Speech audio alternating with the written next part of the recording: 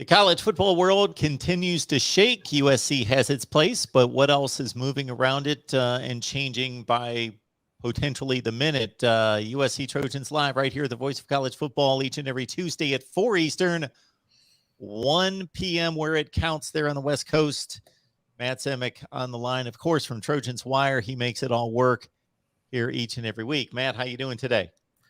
Oh, it's just another day in paradise, another day in Rumorville. I mean, NBA free agency, that's child's play compared to college sports realignment. I mean, this is the real sports soap opera. Kevin Durant, please. That's breadcrumbs. This is the really juicy stuff.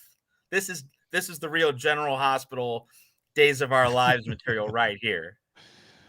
Well, concerning the NBA side of it, I'll just have to take your word for it, but I have known from years past what kind of drama can ensue in the NBA. But as it pertains to college football, my goodness, this is happening so fast that USC and UCLA moving to the Big Ten. Okay, that's old news. We've covered that. Check out the previous shows, the previous live streams. They're all out there for you to check out.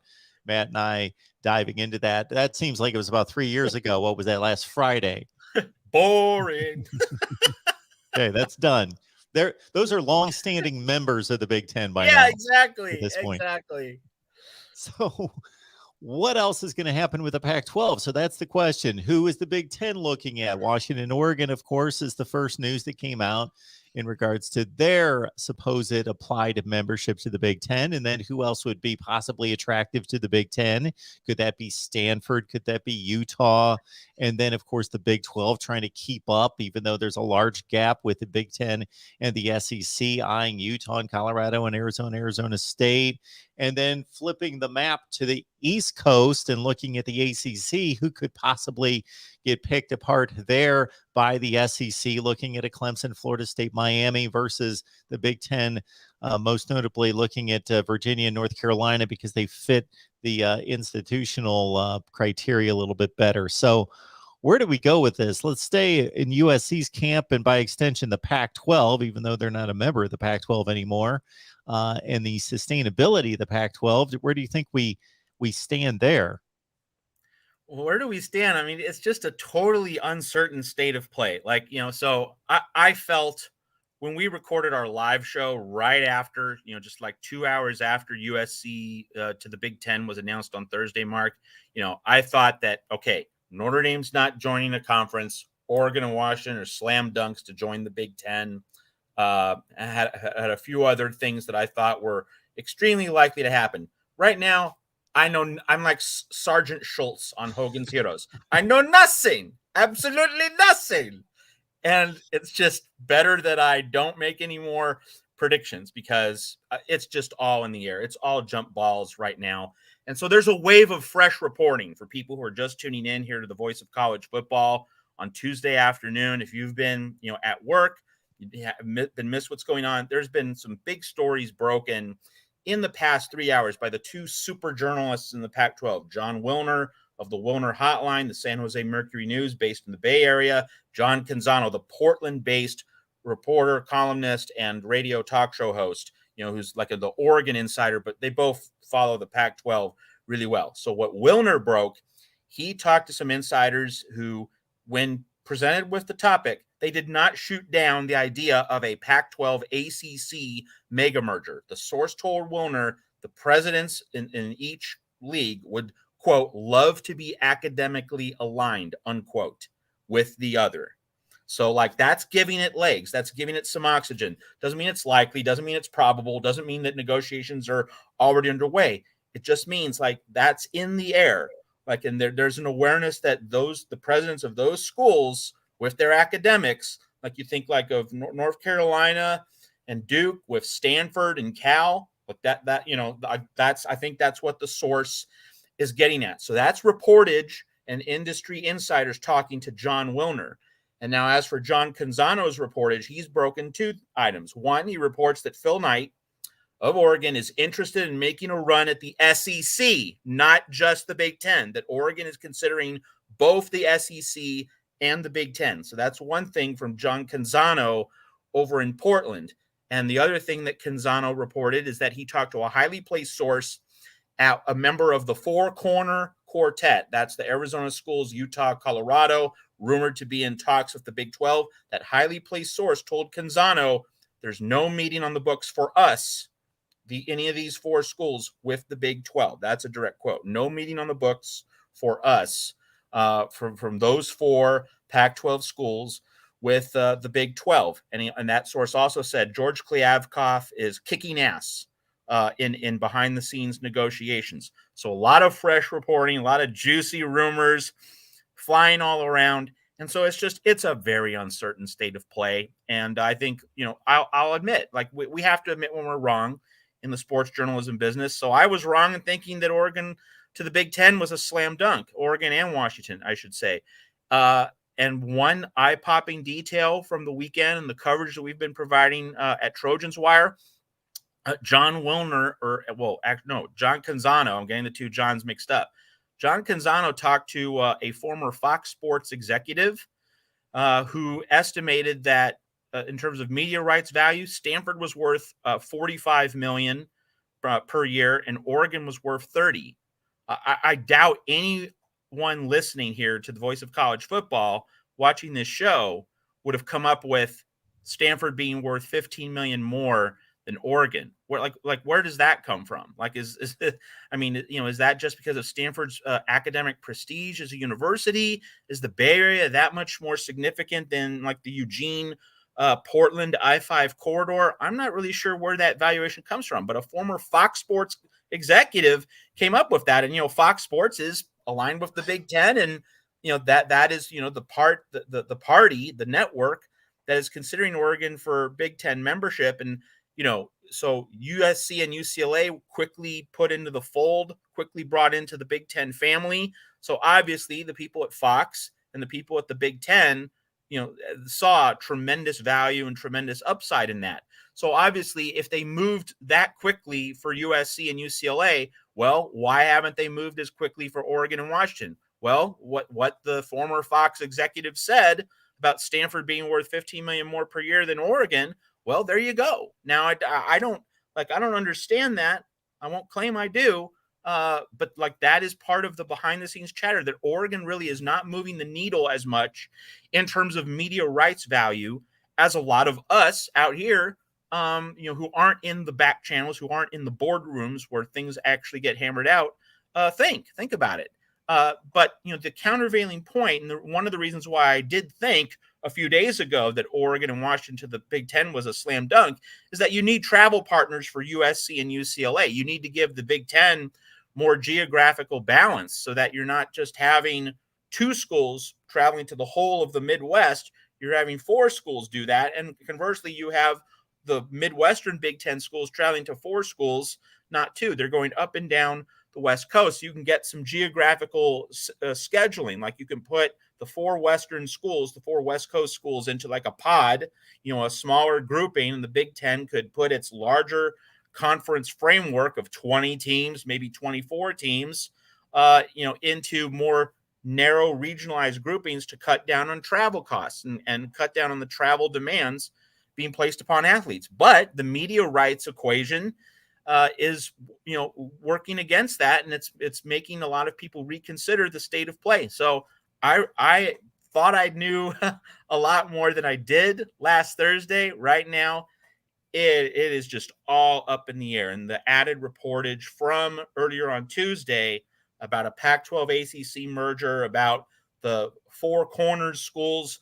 not talking with the Big 12 just yet, and about Oregon maybe pursuing the SEC. It's just a free-for-all right now. I think that's the most responsible way to view the whole landscape at this point. Matt Zemek, Trojans Wire, joins us each and every week. He makes this show possible. We talk USC football with all of you each and every Tuesday at 4 Eastern, 1 Pacific. So I'll counterpunch in these various ways, and I'm trying to keep track of all this because I got so many comments/questions to go off of this. I'll start here. So anybody watching, and certainly the two of us, have a firm understanding of where these institutions stand in terms of football. We know who's good, who's not good, all of that. Oregon is the best commodity when it comes to football playing on the field. They get the best roster now. They've been the best football program.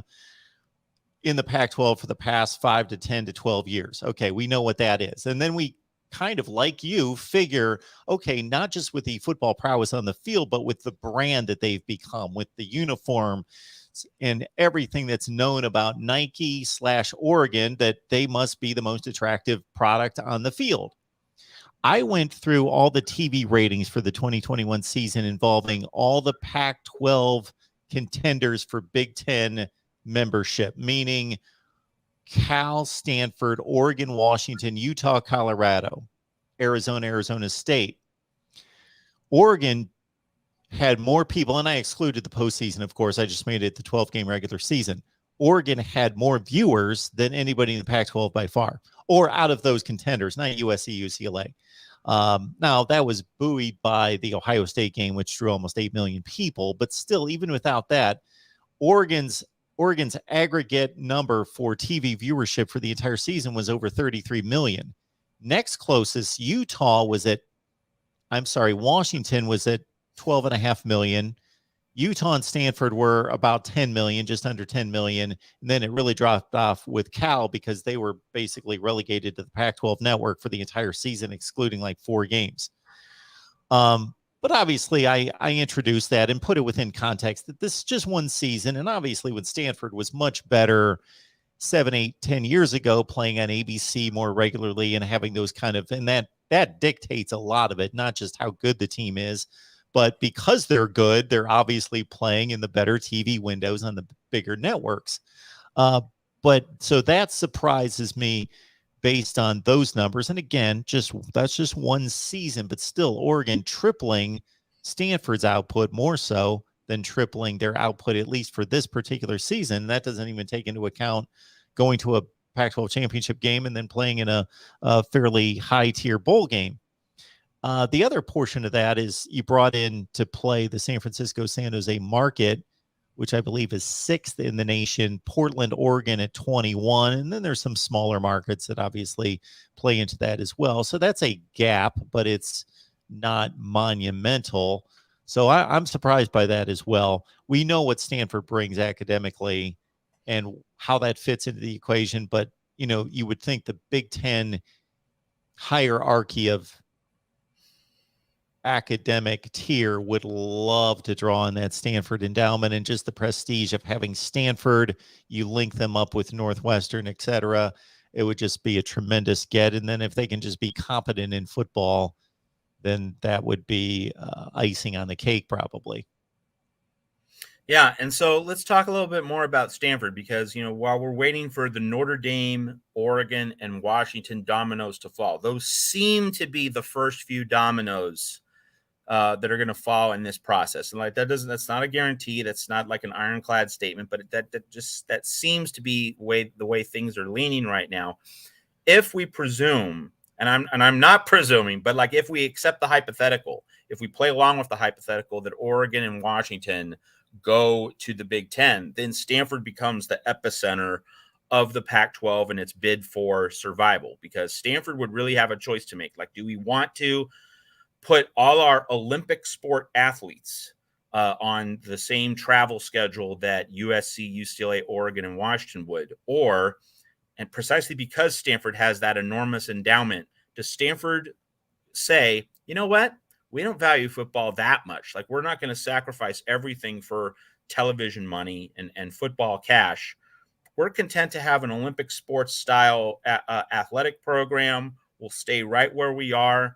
And, if we're part of a Pac-12 that becomes a glorified Mountain West with Boise State, San Diego State, maybe a couple other schools, maybe Gonzaga for basketball only, maybe St. Mary's for basketball only, that's fine. Like, Stanford would be in a position where, like, it doesn't have to make a desperate play for cash, and it could just choose a downscaled existence. It could do what, the Ivy League did in 1981, moving from, Division I down to Division I AA. The Ivy League used to be obviously a very prominent college football conference, but it accepted a lower status. Like, those schools did not need the money from competing at the very highest level.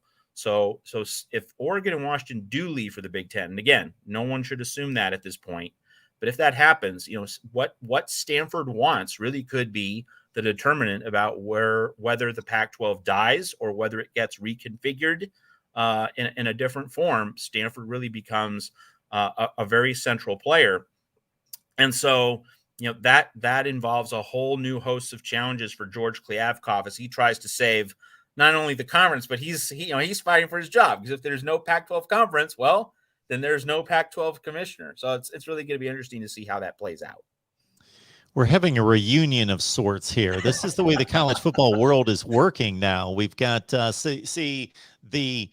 the producer in me trying to plan for the summers, thinking, of course, weeks ago, well, we've got to keep things moving along in June and July, and we'll bring on media guests to represent the opponents on USC's schedule to try to drum up some kind of interest and look forward to the schedule. So we'll have a big USC UCLA week, similar to what we did last week prior to the college football world caving in. With the USC UCLA news. We talked to USC Notre Dame this time last week, thinking that was a big deal, and it will be again at some point. But right now, everybody's thinking expansion and who's going where. And so this is a good fit nonetheless. We were going to talk USC UCLA rosters, personnel. We'll get to that. But we got Tony Saragusa on the line from Last Word on College Football. And Tony, we appreciate you being here, providing your insight, of course. Mark, Matt, how you guys doing tonight or today? Doing well.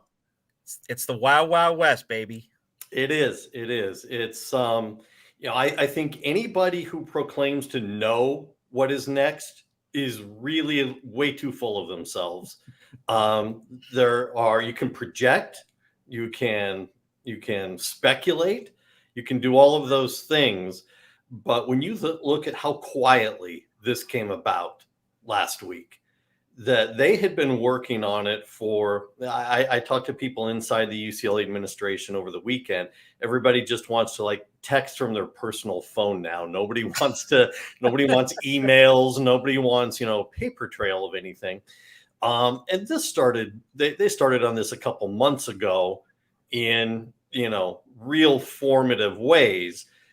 But I find it interesting that the two athletic directors didn't even confer with each other, according to our sources, confer with each other about the details until about 2 weeks ago. That UCLA was negotiating with the Big Ten and with Kevin Warren, and USC was doing it, and they both knew. Each school, according to our sources, knew the other was doing it. They knew that the goal was, from the Big Ten standpoint, to get both of them there. You need that kind of travel partner synergy kind of thing. But the two athletic directors didn't actually pick up the phone and converse to each other about specific details, because at that point, each one wanted to make sure that, the other one wasn't getting over on them, that they were essentially going to get the same deal. They didn't actually converse on the phone until about 2 weeks before the deal was done. So 3 weeks ago, about 2 weeks before the deal was actually done.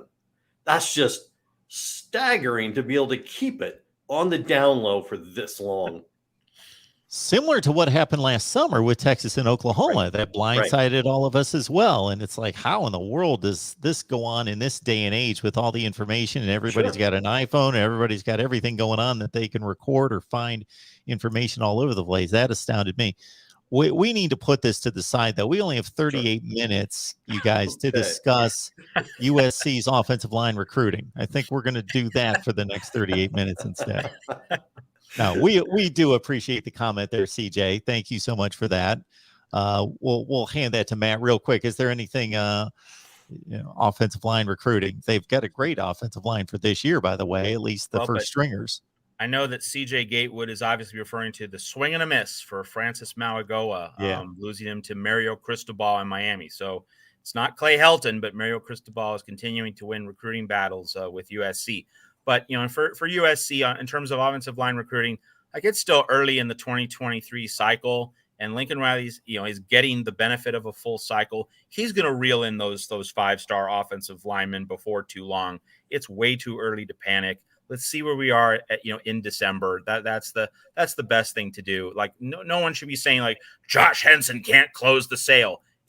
He's just getting his feet wet. So let's just let this cycle play out into December. And if USC is still bageled in a 5-star offensive lineman by Christmas, yeah, okay, then it would definitely be time to be concerned, but not now. Back on topic, Dennis has a question here concerning USC, UCLA, and their cut of the pie in the Big Ten. I have to think that they're going to get a full. That there's no way USC and UCLA would join the Big Ten without full membership and the full portion of the pie. Yeah, I can confirm that they are both getting a full share. No disrespect to the two institutions that Dennis mentions. This is UCLA and USC. It's not Maryland and Rutgers. They wouldn't be going if they weren't getting the full pie, the full share, their full share of the pie. And the other thing, Dennis, in terms of your question, like you're not going to ask the athletes to undergo a brutal travel schedule, right, for a half share. You're going all in if you're going to ask your athletes to really embark upon what's getting, bordering on a professional level travel schedule. Yeah, very good. Frank is asking about Apple TV, and of course, that's something that we wouldn't have considered years ago. Amazon, Apple, they're very much in play with these TV rights and digital rights. And it's important to bring up that the Pac-12 board has given George Kliavkoff the green light to begin, quote, formal, unquote, media negotiations. So like that is a crisis response to this situation. Obviously, in a quote unquote normal situation before the USC UCLA move to the Big Ten was broken, it was going to be the Big Ten was going to finish its round of media rights negotiations, and the Pac-12 is going to wait patiently in line next year.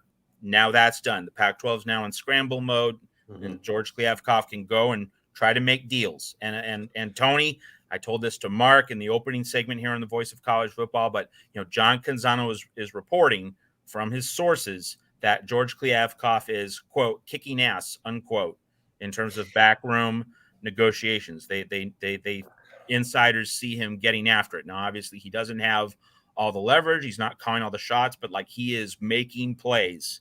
He is making a run at everything he can possibly imagine on the chessboard.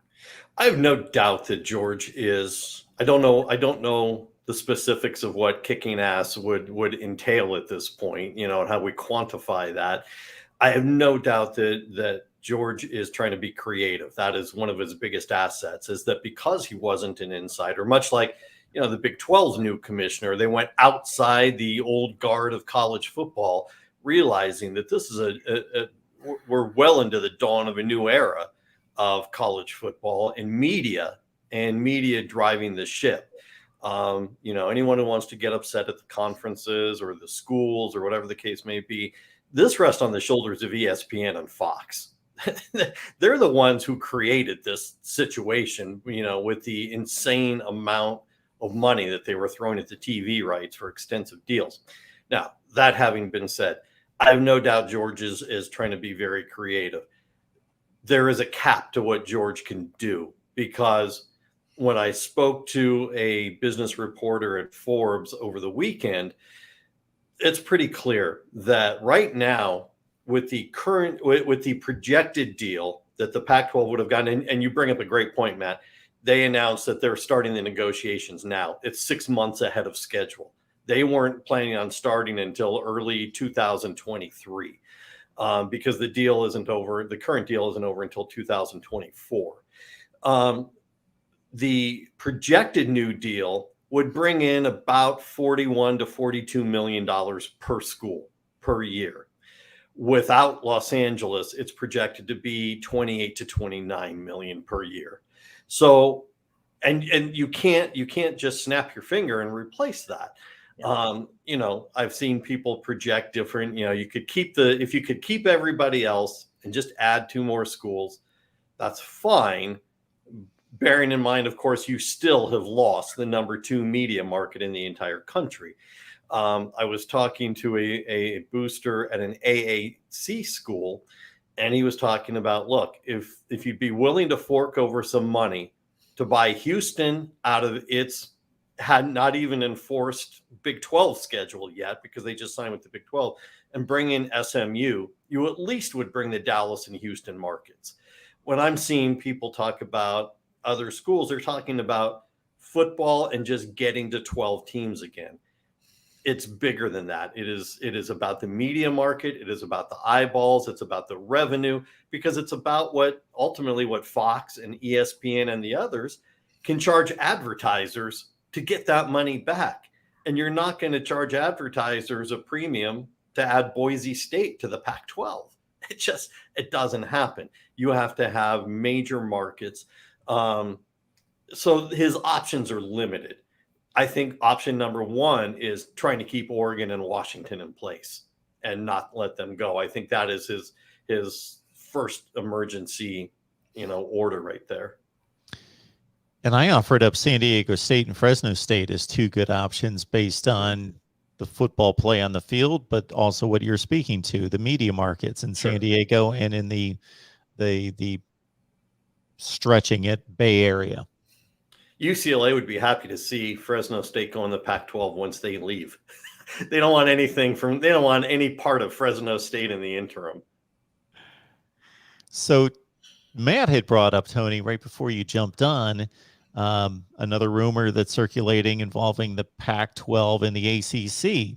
So instead of them individually trying to survive this onslaught and thinking we've got limited options here, because the Pac-12 is kind of caged into most likely the Mountain West or those options. And for the ACC, well, they could potentially get poached in both directions from the SEC and the Big Ten. North Carolina, Virginia, Clemson, Florida State, Miami are being talked about, that they join forces to stabilize the entire situation instead of trying to do it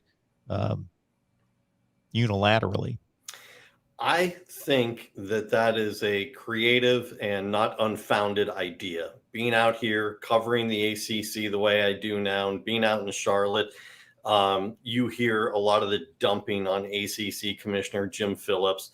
Look, it's between Swafford and Phillips. The ACC has one of the worst TV deals in the history of college sports, and they're stuck with it until 2035. It's abysmal. You've got to be able to scrap it. You've got to be able to, if you do this merger, you've got to be able to scrap it. And certainly if there is a combining of efforts on the two coasts, there is going to be new innovative TV ideas. I saw someone before, and we talked about, had the question about Apple. I've actually heard Amazon is ready to throw a lot more money at it than even Apple is. And of course, we know Amazon just threw, bags of cash at the NFL. And they're ready to do it for some streaming rights. So you would basically let the Pac-12, Pac-10, whatever it's going to be, and the ACC operate. They both already have eliminated divisions within their play, so that you're already similar in format. You really don't have to do much there. Top two teams are going to play for the conference championship. And basically you're looking at a West Division and an East Division at that point, and have the champions meet somewhere in the middle. Hey, Indianapolis, just kidding. But have them meet, somewhere for the conference championship. It is doable. I think George Kliavkoff is probably, in terms of creativity, forward thinking, progressive thinking. I don't mean progressive in the political sense. I mean progressive in terms of going forward. I think he's light years ahead of Jim Phillips, but it certainly is worth exploring. Absolutely. Because without it, look, the ACC is going to be on the verge of losing Clemson, Florida State, and Miami to the SEC. And then the other schools will just move wherever's left. So Tony, you're in ACC country. You study the conference. I mean, you're based in Charlotte. So, what's the word on how watertight or airtight the grant of rights is going to be in terms of preventing, let's say, Clemson going to the SEC, other schools making moves? Like, is the grant of rights, does it have loopholes? How exploitable is it for a team of lawyers to bust through it and shake up the ACC? I would call it malleable. It is. It can be worked out, worked around, worked through. We have read through, as much as we could of it, And there are loopholes, and it has to do with performance, and it has to do with, there are actually in some of them competitive revenue clauses. Okay, now if you already accept that the ACC is getting its rear end kicked on a per school basis, the amount of money it's taking in TV revenue versus the Big Ten and the SEC, there's an out right there. It doesn't exist for every school, but it exists for some of the major ones to be able to go. So just quickly, so like Clemson's lawyers could make the argument, hey, we're getting half the money of Rutgers. We you know, this grant of rights is not tenable. Right. They absolutely could. There is a competitive revenue clause in several of these deals. Okay. Thank you. Much has been made of the lack of synergy from a cultural standpoint and academic standpoint between some of these Big 12 and Pac-12 schools. But at the same time that the Big 12 seems to be in a position where its best move would be to draw in a Utah, a Colorado, Arizona State. And I made the argument yesterday that I would gun for Oregon and Washington. I'd say, you know what? You're being shunned by the Big Ten right now. We'll roll out the red carpet for you. Who knows, you know, how you're going to be treated, a la some of the complaints about, you know, Nebraska. And one of the reasons why they left the Big 12 was, you know, Texas got all the favoritism. So if you're being treated like this now and being pushed at arm's distance right now, you know, come join the Big 12. So I would gun for Washington and Oregon. And then we've got the other 4 schools in the Pac-12 that seem to be the most viable for the Big 12. At least that's the talk. Yeah, I think a couple of things. One, when we talked last week amidst all the chaos, I think one of our closing comments was, don't take whatever's on the surface.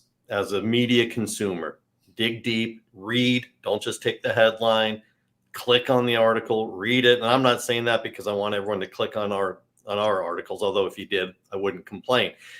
But the point is, we got what I would call reliable information late this afternoon that contradicts something that came out earlier, that the 2 Arizona schools, Colorado and Utah, did not have a meeting today with the Big 12. They have set up a meeting to discuss it. There's a big difference. They're not talking yet. They're talking about talking, and they will talk. So there's that. Look, Colorado's going to have to eat some crow. Colorado left the Big 12 on bad terms when it bolted for the Pac-12. So there's some hurt feelings that have to go there. Utah should be an obvious.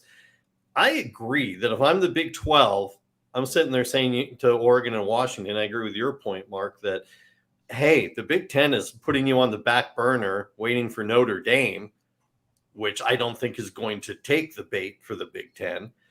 What are you waiting around for? Why do you want to be their second or third choice? Come here and we'll do all of this. I think there used to be academic considerations. I think that Kleofkoff is going to have to let those go. It was up until recently a requirement that you be a tier 1 Carnegie education research school in order to gain admission to the Pac-12. Handful of schools were grandfathered in because they were originators of the old Pac-8 or even the Pacific Coast Conference and all of that. But everybody was there and you had to get in. It's part of the reason BYU didn't make the cut when they brought Utah in, because at the time BYU was not. Don't know if they are or aren't now, doesn't matter. And the Big 12 doesn't have any similarity of academic requirements that the Big 10 does with its AAU academic performance, or the Pac-12 does with Carnegie. So it's a little easier to just make those jumps based on, you know, making the solid 30-second elevator pitch, frankly. Does anything matter anymore? I mean, like, geography doesn't matter anymore. No. Academic requirements don't matter anymore. I mean, This really is someone else said it. I forget who, but this is a dam breaking moment. USC, UCLA to the Big Ten. It's a dam breaking moment.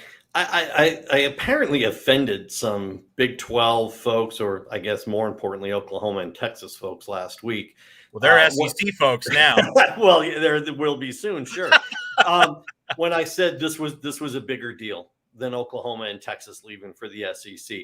That was a sports move that had to do with moving a couple schools to another conference for their athletics. And that was that. It really was that. And, does Texas get to keep the Longhorn Network? Of course they do. And that was really the end of it. This is, look, hey, since we're talking USC and UCLA, let's call it what it is. It's an earthquake. And earthquakes have aftershocks, and there are going to be aftershocks. This is the number 2 media market in the country up and leaving. And so this changes everybody's TV negotiations going forward for the next 2 to 3 rounds of negotiations. And it does underscore the point, Tony, that, contracts are made to be broken, sure. Agreements are made to be broken. And this just totally reshapes the landscape. And so, especially on point with what you said about the ACC grant of rights. Yeah. If you're Clemson, if you're Florida State, if you're Miami, you're saying, whoa. Like we could get all this ESPN Disney cash, making the hop to the SEC. Like we need to make up this difference here. We need to bargain for something much, much better than what we're getting. So yeah, I mean, it does stand to reason that this is going to cause a seismic shift and a ripple effect across the whole of the sport. And also why we shouldn't think that current SEC members, Vanderbilt, are gonna stay in the conference. That the SEC might give a little chicken wing and elbow the Commodores right on out of their conference. I am going to tout one of our articles since you brought that up. Just purely out of creativity. Thursday, we dropped everything. We had other articles scheduled. We dropped everything for coverage of this. Ran 3-4 articles that night. And just tongue in cheek, we ran a Ted Lasso article. What if you had relegation? What if you make these conferences and then you have sub-conferences for some relegation like you do with soccer? What if? Look, it sounds absurd for it, right? It sounds absurd, but if you're going to do it, why not? Why not think about it now? But I mean, like that becomes like an attractive TV, Hunger Games, Survivor property for ESPN. Like that's how you make lower tier college football more lucrative for ESPN and Fox. Like this is the moment to do that. Sure. And then with regards to what you were talking about, Matt, with some of the ACC schools, I mean, yeah, you listen to the media out here, and I was on a show Friday night, a local show that heard in the Triad area in North Carolina, along Tobacco Road and so on. And there's no question, Jim Phillips is on the hot seat. Now, Kliavkoff last week when all this happened, it was his 1-year anniversary of being named commissioner. Phillips has only been here a year and a half as commissioner when he took over from Swofford. But he's on the hot seat because you've got to do something. You cannot sit and wait and see how it pans out and then move. You have to be making chess moves right now. Now. Yep. Talking USC typically, but we got to talk the Big Ten and the Pac-12 and the nation. It's all connected. So this is what we do here each and every Tuesday, 4 Eastern, 1 Pacific, with Matt Zemek from Trojans Wire. We appreciate Tony Siracusa being here from Last Word on College Football. Please join them on their respective platforms.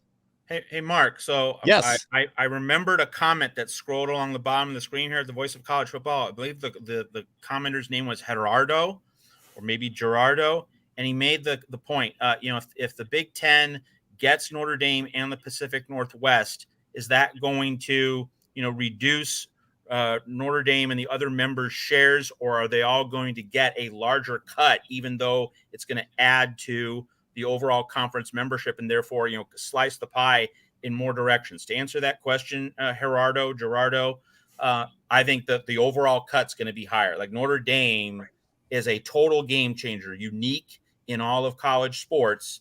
Notre Dame jumping in, any concerns about slicing the pie 17 ways instead of 16 or 19 ways instead of 18, Notre Dame's value is going to offset any diminishment there. The overall take-home revenue for every Big Ten school, even if you're talking about a 19 or 20 team conference, is going to be larger. So just wanted to address that particular comment from one of your viewers here on the Voice of College Football.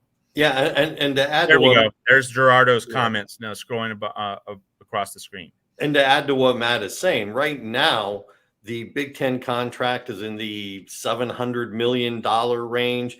With the addition of Los Angeles, the new projection is it'll go over $1 billion. You add Notre Dame, which I get, everybody hates Notre Dame. I get it. But I don't hate them. I do get why people hate them. But that puts you in a whole other stratosphere now, not because of media markets, but because one, you're not gonna cut Notre Dame's knees out from under them because you're asking them to give up their NBC exclusive contract, in order to join this. And so they're going to have to come in at an elevated level, and it raises the expectations. And, $1 billion then becomes chump change compared to what you're going to get if you've got Oregon, Washington, Notre Dame. All of a sudden you've got the Seattle market, and you've got the theoretical Portland market, even though it's Eugene. And then you've got Notre Dame, and holy moly, you're off and running at that point. And, I still don't understand. Someone has not given me a convincing line of argument as to why Notre Dame has to join a conference. Thank you. One thing, Tony, you and I talked last week on the Voice of College Football about, just Notre Dame having to split a revenue pie 17 ways. Notre Dame was offered the Big Ten. The Big Ten has had its door open to Notre Dame for the past decade. So if Notre Dame didn't take a 14-way revenue split several years ago, why would it take an 18 or 19-way revenue split now? But the other part of this is that Notre Dame gets to pick and choose its schedule. So Notre Dame could renegotiate maybe even on a per game basis for the road games, the games aren't under the NBC umbrella. And Notre Dame can leverage these negotiations. I do not understand why Notre Dame has to be in a conference, and Notre Dame has the ACC scheduling agreement.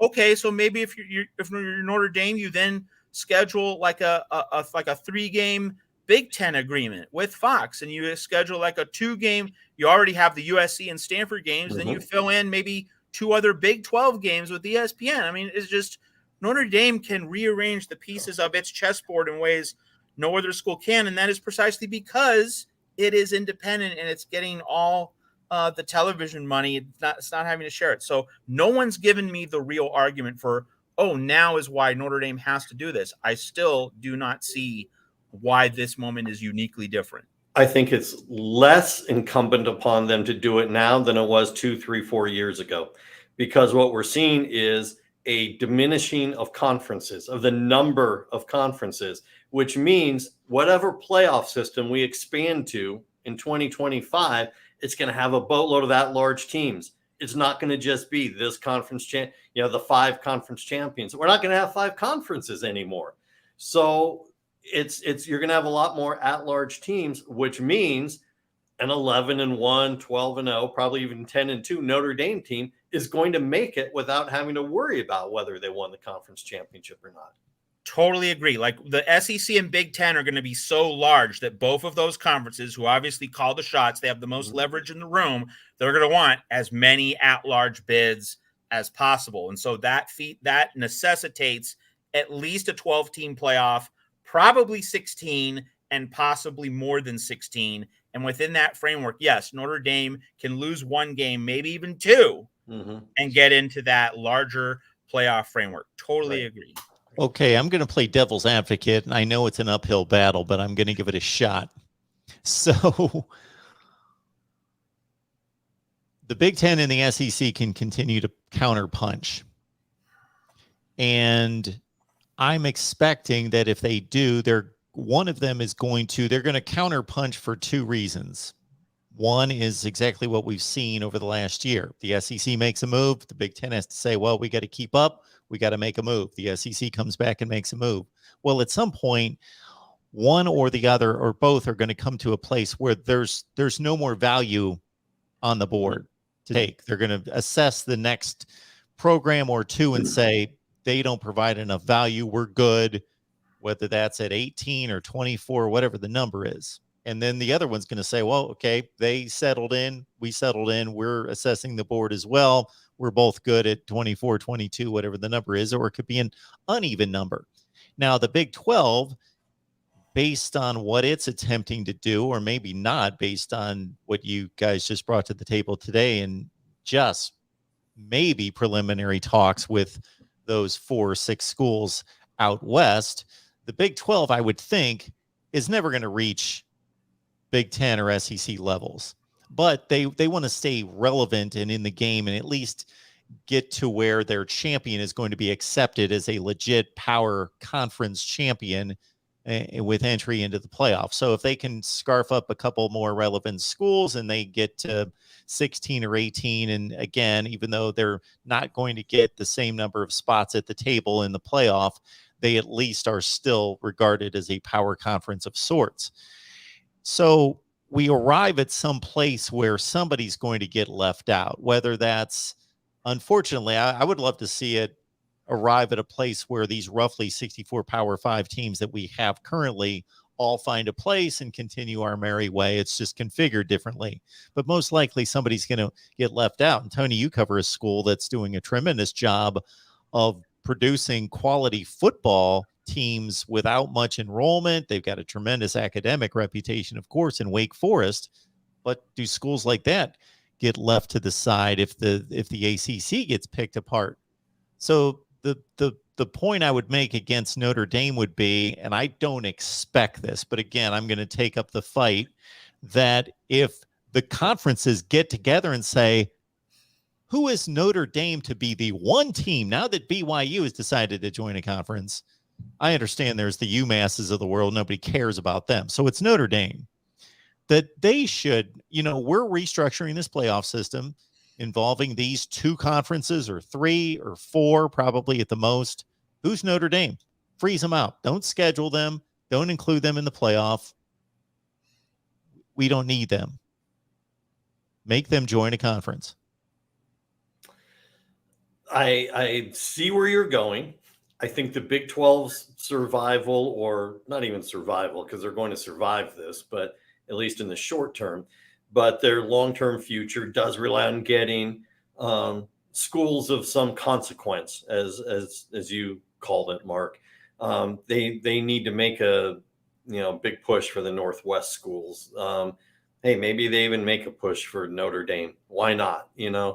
I mean, if you're the new commissioner who's been there a week, why not pick up the phone, call Notre Dame, and say, hey, what about us?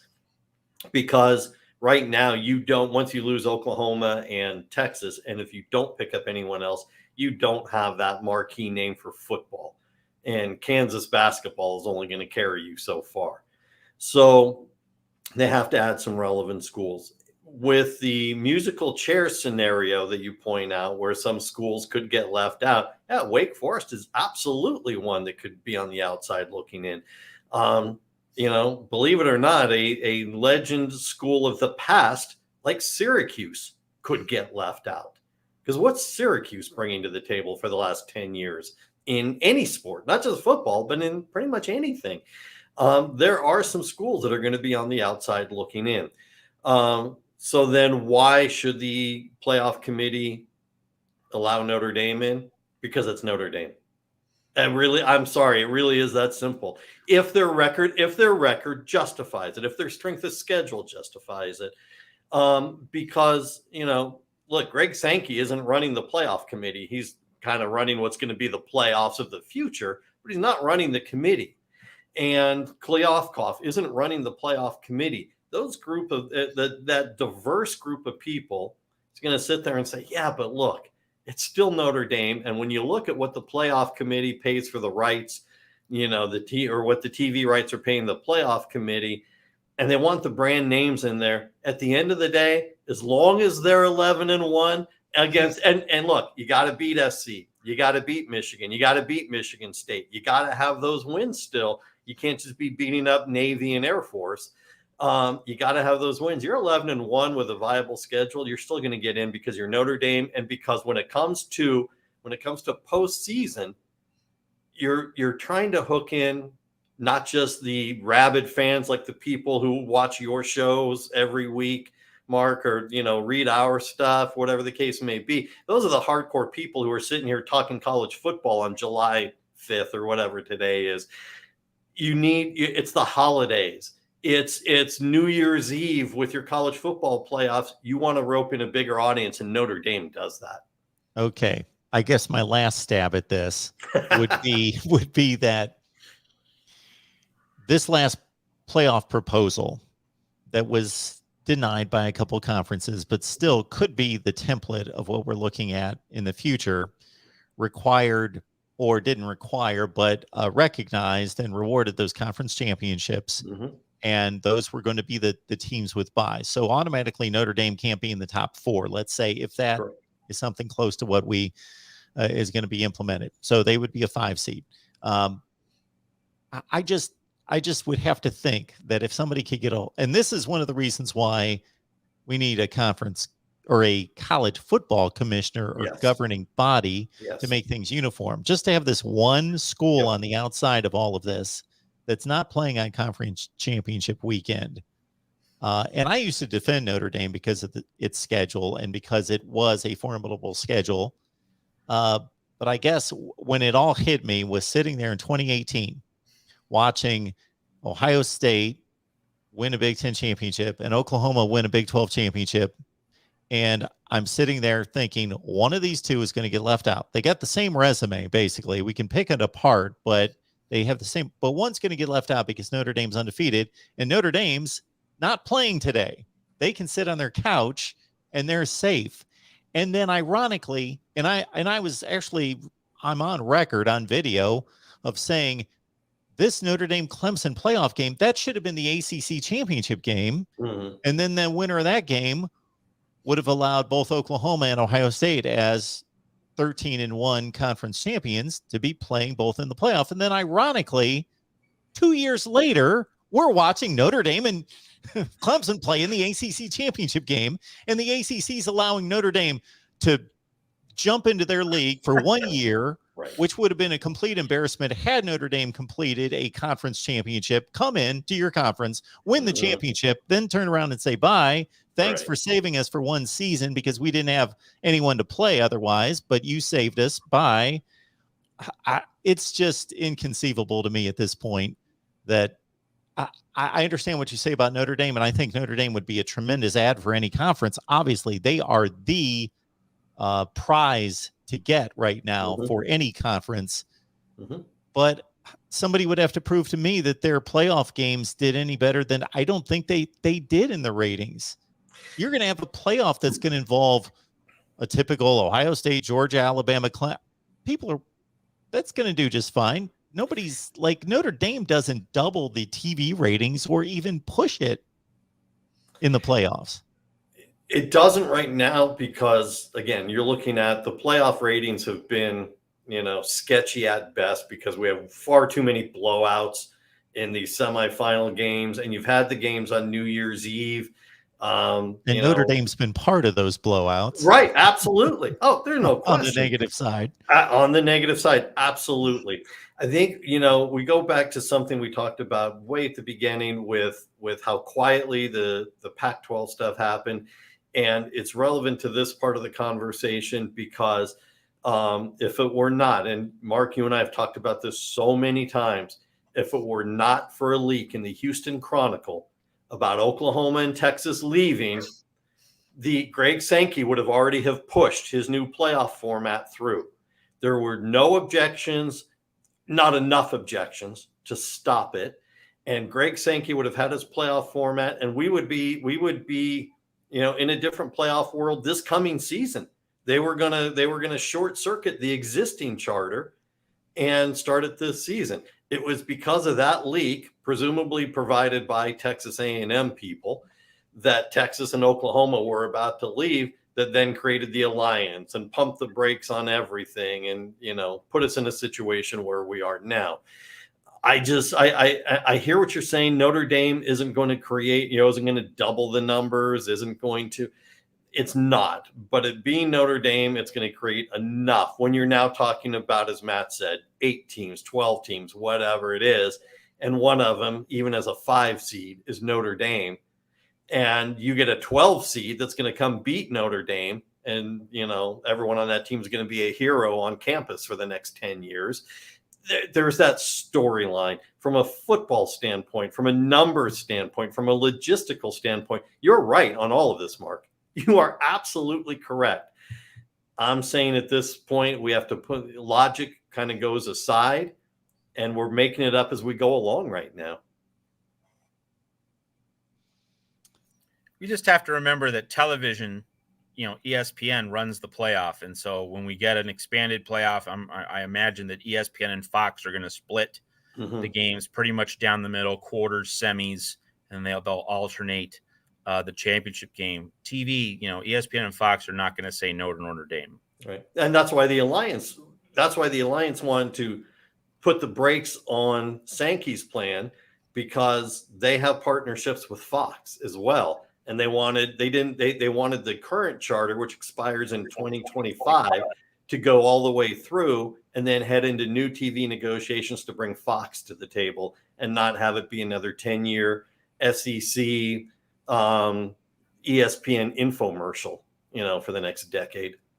Well, see, my point, Matt, is that ESPN would have to say no to Notre Dame. And I know I'm asking for the impossible, because I would have collaboration and cooperation between the conferences, because Notre Dame's record would be 12-0, but it would be full of a bunch of FCS and Group of 5 wins, because we would freeze them out and they wouldn't play a Power 5 schedule or a Power whatever it turns out to be. Gotcha. I understand I'm asking for the impossible. Yeah. And that kind of cooperation is not going to happen. All right. Great stuff here. Well, how are those Bruins looking for this year, Tony? It's going to be an interesting year. I saw today a Vegas odds maker put the over under on wins at 8.5. If they don't have a 9-win season, it's a failure. I mean, you've got a cream puff out of conference schedule with Bowling Green and Alabama State and South Alabama. The irony being, the Alabama State game exists because Michigan bought its way out of the home and home with UCLA, and now they're going to go be revenue partners. Look, it's hard to imagine a school in LA being under the radar right now, but with everything USC did in the offseason with Lincoln Riley and Caleb Williams and so on and so forth, it is under the radar. They lost 21 players in the transfer portal. They got 14, but they lost some pretty key players. The difference being their offense is intact. It's rare in college football to have a 5-year starter back at quarterback, and UCLA does with Dorian Thompson-Robinson. And they've got Zach Charbonnet, who I've seen football all over the country. Charbonnet is one of the top 3 or 4 running backs in the entire country. He's that good. He is the best in the Pac-12, and to me, he's one of the top 3 or 4 in the entire country. The guy was a 1,200-yard rusher while sharing running back duties with Britton Brown. You give him the ball because there's no one behind him. And I don't say that disrespectfully, but Deshaun Morrell, who everyone's anxious to see, redshirted last year. Keegan Jones has gotten a total of 41 carries in 3 years. He's got no one really behind him. He is the guy. He is the 25 to 30 carry a game guy. And, that gives UCLA a lot of hope right now with the offense. The defense is the question mark. Finally canning Jerry Azanaro. Well, they didn't really can him. He just quietly disappeared. He's, witness protection program for college football, apparently. Brought in Bill McGovern, who worked with Chip with the Philadelphia Eagles, only has 3 years as a defensive coordinator in his time at Boston College. They brought in Ken Norton Jr. as a linebackers coach. That has been impressive. When I watch a lot of the tape, a lot of the film from spring practice, the offense had to slow down a little bit early on to allow the defense to get its legs under it with the new schemes. And that's not uncommon. You give them a couple of weeks to learn, how to not have to think it through, but be able to react. That takes time. So the offense slowed down a little bit. There's not a lot of depth on the defensive line. There's not a lot of depth. There are a lot of guys. The starters all are experienced. They've all had a lot of snaps. They're all upper level guys. There's just not a lot behind them in terms of depth. And Chip Kelly needs to do what to keep his job? Or is I he think safe I think he regardless? keeps his job. Period. After this, at least one more year, short of a complete meltdown. But if he gets to that 9 wins, which anything short of that would be ridiculous. If he gets to the 9 wins, he keeps his job another year. It gets tougher next year when you've got to replace huge parts of your offense. They got a good transfer receiver from Duke in Jake Bobo. But they lost some guys too. They lost Chase Cota and they lost Kyle Phillips. They lost parts of their offensive line, Sean Ryan to the draft. So there are guys who have played. They've taken the snaps. There's just not a lot of depth there. So, it seems trite to say injuries, will play a huge role. But when you don't have the experience, especially like on the defensive line, it really matters a heck of a lot. Heck, they got 9 tight ends though on the roster in spring. So, maybe there's some guys who make some position changes at that point. I mean, 9 tight ends. I think word's gotten out. UCLA and tight ends. You got Caleb Wilson. You got Greg Dulcich. You got Devin Asiasi all went to the NFL. I guess word's out. They got 9 tight ends on the roster. Well, similar to the Oklahoma, Texas departure from the Big 12 and then addition to the SEC, I'm intrigued now in the storyline of who gets the bragging rights versus who gets egg on their face, meaning do USC and UCLA advance to conference championship games in their final 2 seasons to show, hey, yeah, we are leaving this conference and showing, hey, we're better than this conference and moving on? Or does the Pac-12 get to pump its chest a little bit and say, you couldn't even make our conference championship game, and now you're off to the Big Ten. Fine, see ya. Utah and other teams were better than you anyway. I think right now, if UCLA fans are honest with themselves, they're the number 3 team in the Pac-12 South right now. USC pretty much, odds-on favorite in the Pac-12 South, and with Cam Rising returning to Utah, who to me is the best returning quarterback in the conference, then I like Utah's odds, for its strong second place finish, even though they lost a lot on defense. All right, folks. Appreciate everybody being here. We're pushing 300 online, USC Trojans Live. Tony Siragusa, last word on college football. Tony, thank you so much for joining us. Everybody join Matt's work, of course. Matt Zemek makes this show possible each and every week. We've done it on 9 consecutive weeks, and you can join Matt's work on a daily basis on Trojans Wire. Keep in mind that we're talking Iowa football in about 25 minutes on the Iowa channel. And we'll have all sorts of big Iowa, USC, and UCLA games in the future. I guess they just played in the Holiday Bowl a couple of years ago. Did the Bruins or the Trojans and the Hawkeyes, of course. Matt, do you have any parting shots before we take off? No, just looking forward to those USC Iowa conference games. Absolutely. We'll see you guys soon. Thank you so much. Thank you, Tony. Take care, guys.